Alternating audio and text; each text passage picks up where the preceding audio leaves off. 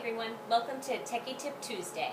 Today we're going to talk about just some basic composition for you to set up your self-portraits. So when we say composition, we're just talking about the arrangement.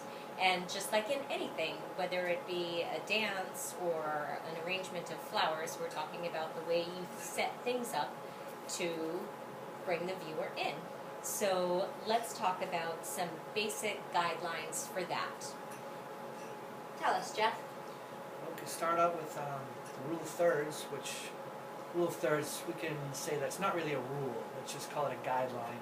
Rule just sounds too. The guideline being that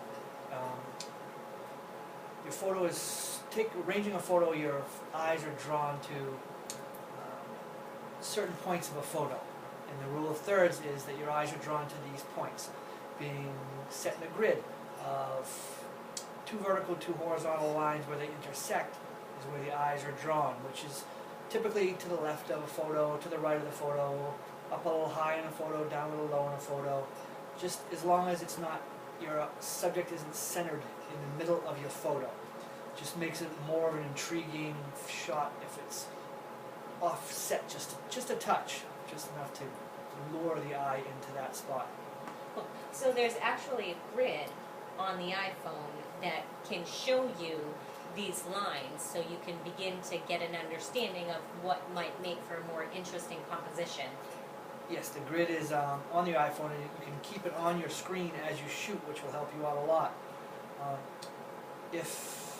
Don't get too hung up on the grid itself or the rule of thirds, because you can make up for this in your cropping later on in the post-process. So if you're off a little, don't worry, you can always make up for it. Of course, it's better to compose your shot first so you don't have to crop it later, but don't fret too much about it. You can always adjust it and crop it. Right.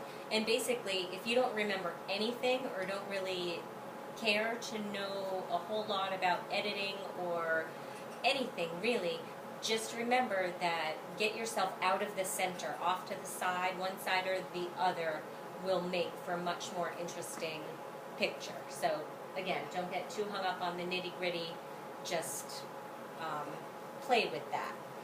And so tell us about, you always have such an amazing ability to draw people into your photos. Thank you, Kelly. And so what do you use to do that? Because there's numerous things you can use. There's lighting, light being a light focus on your subject, yourself being your subject.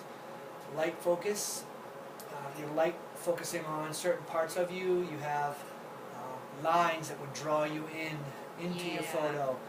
Focus points, like you're in focus, the background's not in focus, kind of just brings you into that. Textures, color, even color will bring you in, as long as it's something that's intriguing, that's going to draw you into that photo and not distract it from it.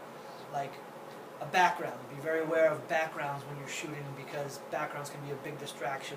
Later on in post-processing, you can blur those out to bring focus more to your subject. Although this week, where we're using space, the background will be a big possible part of the composition. Sure. So using some of the leading lines, hallways or lines on a road or tracks or something can visually draw people in. Yes, and also textures, like we said, textures are a very big thing. You know, bring your eyes into the textures of things, like textures and tones and color, all that really helps out. In texture. In texture. It brings it great to your photo. All right, anything else you wanted to share with us? Anything else that comes to mind? I think we did great. All right, play with the rule of thirds and create some space in your images this week. Have a great week.